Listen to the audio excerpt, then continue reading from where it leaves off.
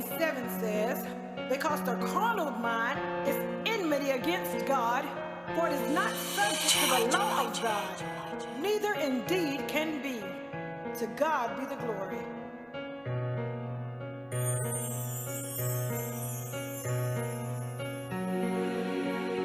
Lord, I'm asking you to fill this place.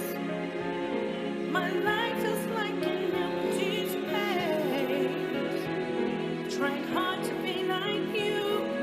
Lord, I need your guidance and strength to pull through. When I realize you're all I need, that's when I made the choice to be free. Temptations and battlegrounds, coming fast, working hard, trying to get me down, but Once again, God have a nice day.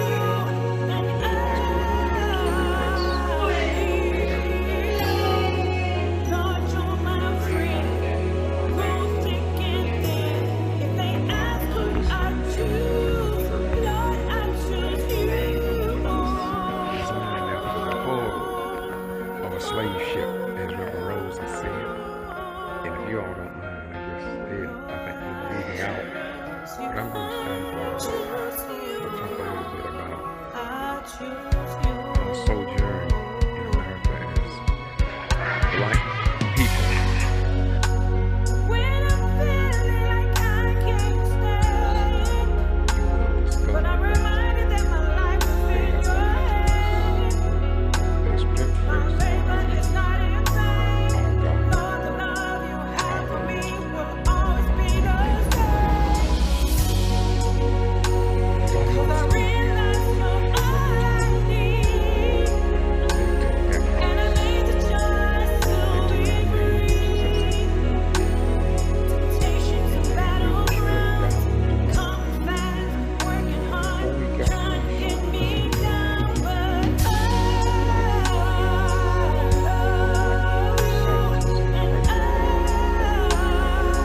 need you. Lord, you're my friend. Through thick and thin, if they ask who I choose, Lord, I choose you, and Switch everything. They call it white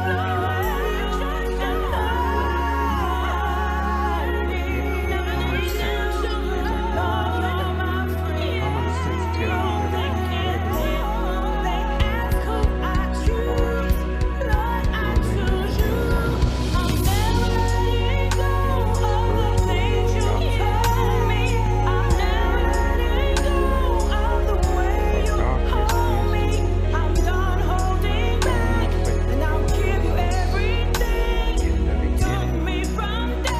there was darkness. Wash me clean. Spirit I'm of never letting go of the things you told me.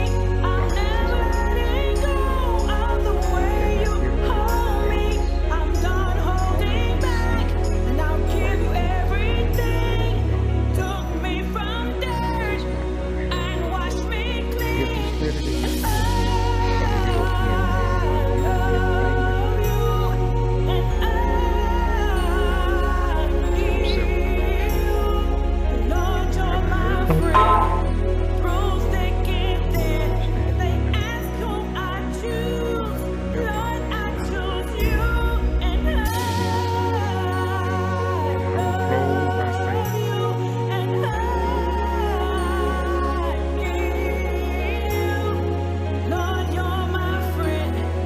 Through thick and thin, if they ask who I choose, Lord, I choose you.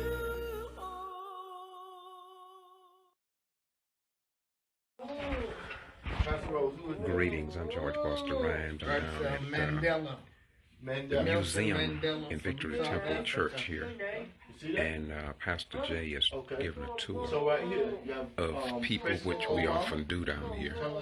And so I thought I would film a little bit the handicapped people, but we're not going to film them. We're going to interview a few people, see if they have anything they want to say to you, because we love y'all just as much. And so here's all that was in Valdosta Daily Times. with Pastor Rose and Benita board in it. Right here. See that? That's him. What's that? See? What's that? Right there. What's that? You see? All right, come on this way, Greg. Great, let's go this way. Come on. Who got me? I got you. So you have over here. What picture? That one. That is President Barack Obama. That's who that is. You know that face? Yes, sir. Okay. Okay. Then you have, let's see. This is Malcolm X. Malcolm X. Maya Angelou. Nelson Mandela to the right up there from Africa. Yeah, They that's probably right. know him. Up there. Oh yeah, right there. From Africa. You know him? Okay. Let's see. Let's go over this way. Let's see if we know some faces over here. Come on over here. This is Mr. G.B. Rice. He's local. He's right here in Valdosta. Okay? You have, just to name a few. It's a lot of names, but let's just name some we may know. James Smith. This is, look, Rosa Parks. Remember Rosa Parks? She the one that refused to get off the bus. Rosa Parks. And then Harriet Tubman. She helped free a lot of slaves. Those are some. That's a bunch of them. I'm just naming a few. Okay? And then Pastor Rose can tell you about the inside of the building. Pastor Rose, could you explain about that ship? Okay. The roof. Because you know more information than I do. Okay, I got you. We're going to walk right in here, y'all. Go on the stage. This way. Hey!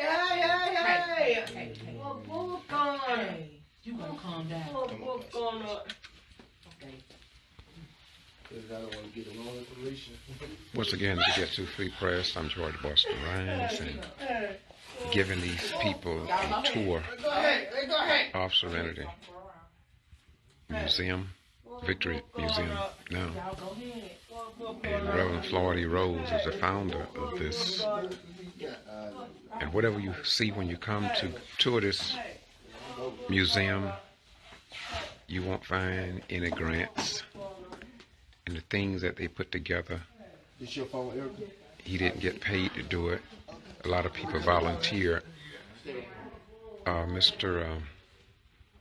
Ransom, a veteran, did all these 3D pictures here.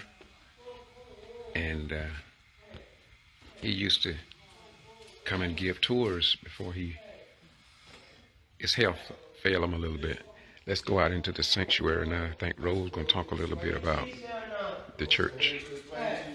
What this roof represents. This is in the Serenity Church.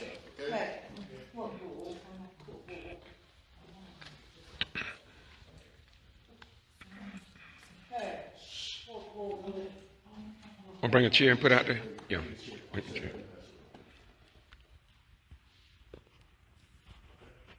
Pastor Rose will be explaining to you about this building, okay?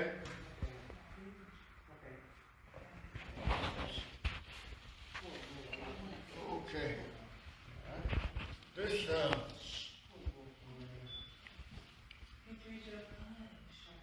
building here, I understand that there are only 3 of these in the United States made like that. And the people we bought this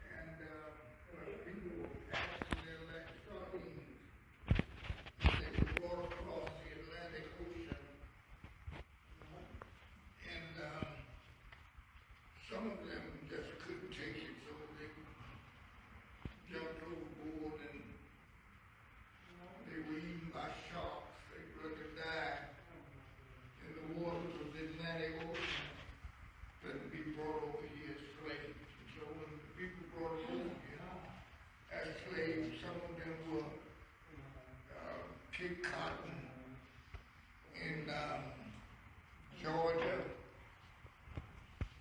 Alabama, Mississippi, and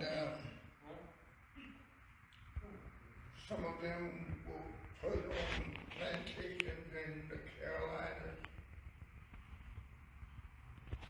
and several of them, like Rosa Parks, just couldn't take it. Emmett Till, they got a movie out now, it just came out, and it was in Valdosta this week. A young man was 14 years old from Chicago who was lynched, and his body was thrown in the Tallahatchie River, and he was discovered a few days later, and he was brought back to Chicago, and his mother refused to put him in a closed coffin. And so she said, I want the world to see what they did to my boy. And he was all messed up, his face and everything was all mutilated, just and stuff. But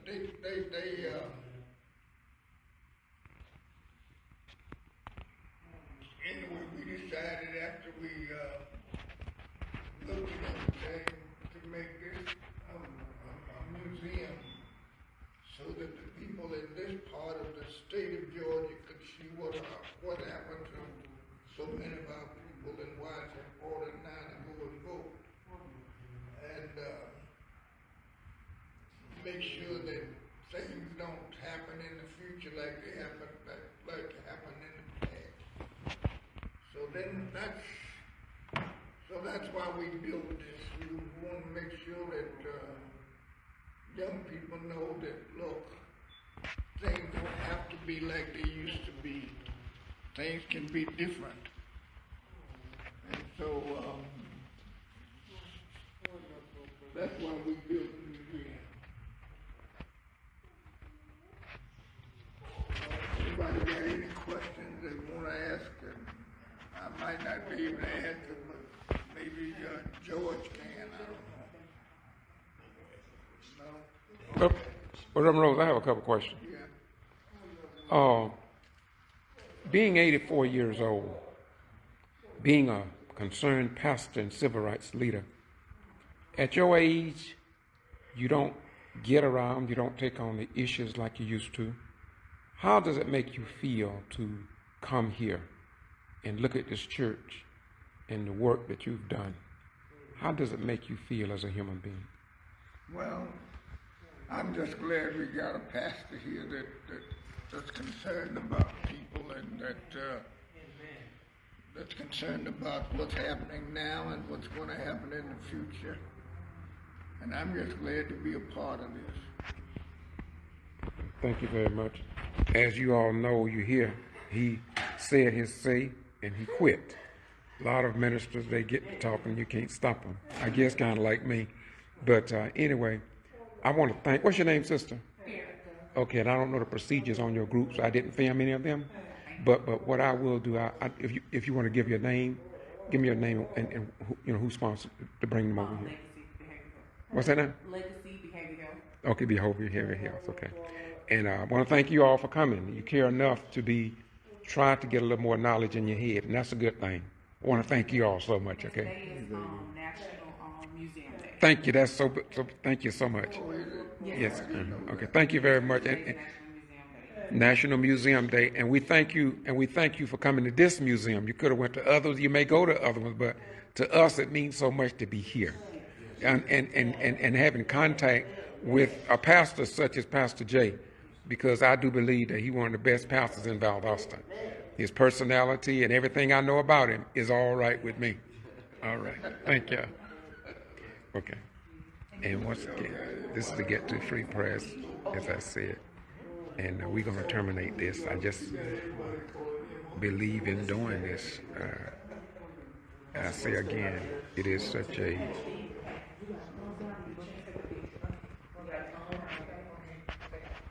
this is the Get To Free Press. This is Victory in Jesus.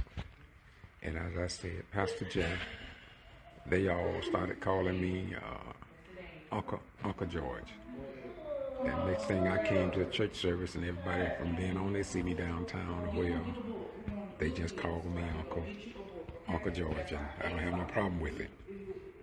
Some people call me real dirty names, but I count it an honor to be called Uncle George here at Victory Temple Church.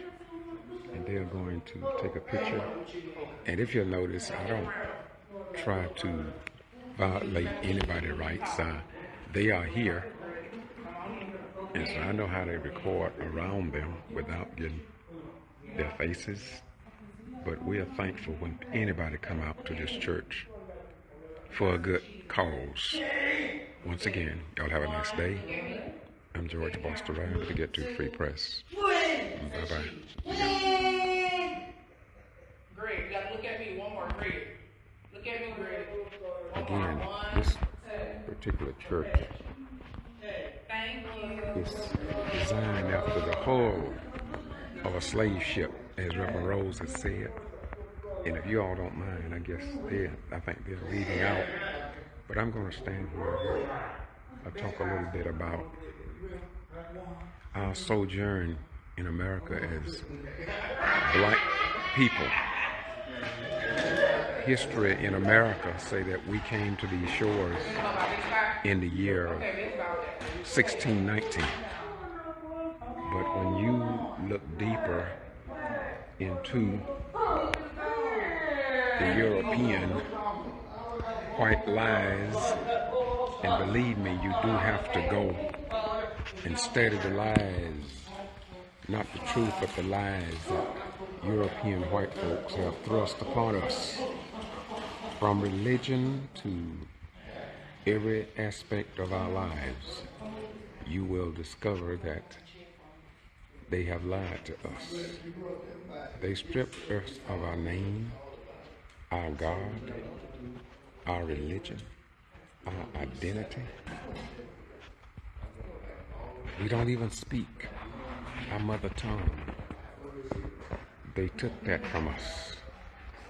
They took our names, as I said before, and we were stripped down to nothing. But before we got to these shores here in America, black people was not savages and crazy and outlaw folk. We had an order among us. And these Europeans went into Egypt, which is in Africa, and they switched everything. They called white pure. They called black evil. But yet in common sense, as I close, common sense tells you that if you eat butter beans, peas, squash, rutabagas, whatever you eat and consume, it must first go into the darkness of the earth, and then it comes to light. For darkness is the original.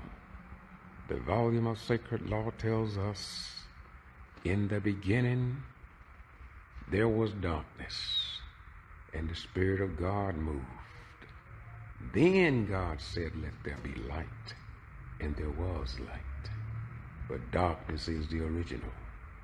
And this is why, when you turn your lights out, if you're in a house, dark reappears. Darkness do not just come. Darkness is always here. You cannot get rid of darkness. And often we see white people trying to get rid of the darker colored people. It's just not going to happen. And if you study the history of the European man, and even in everything that he does, If you search deep enough, you'll find God's word. That's right. You'll find it. And so as I close, they say 1619. But after further study, we were brought to these shores in the year 1555, as I close, aboard a slave ship called Jesus, captained by one Sir John Hawkins, a European slave trader.